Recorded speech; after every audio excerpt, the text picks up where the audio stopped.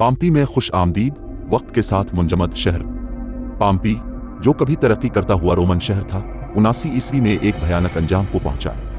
मुजरिम माउंट वसूवियस, तारीख के मोहलिक तरीन आतिशफिशा में से एक, बड़े पैमाने पर फटने ने पाम्पी को राख और मलबे की तहों के नीचे दफन कर दिया और इसे सदियों तक महफूज रखा।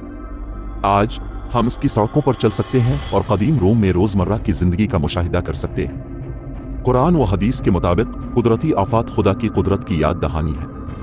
कुरान अल्लाह की तरफ से निशानियों के बारे में बात करता है, इंसानियत को गौर व फिक्र करने और अपने तरीकों को दुरुस्त करने की तलकीन करता है। पाम्पी की कहानी तारीख से सबक के तौर पर हमें इंसानी वजूद की नज़ाकत और इलाही रहनुमाई के हुसूल की अहमियत की याद दिलाती है। लिहाजा जब आप पाम्पी को तलाश करते हैं, एक शहर जो वक्त के साथ खो गया है, उसके मुतनव्वे नुक्ता नज़र और उसके पेश करदा मुश्तरका असबाब को याद रखें।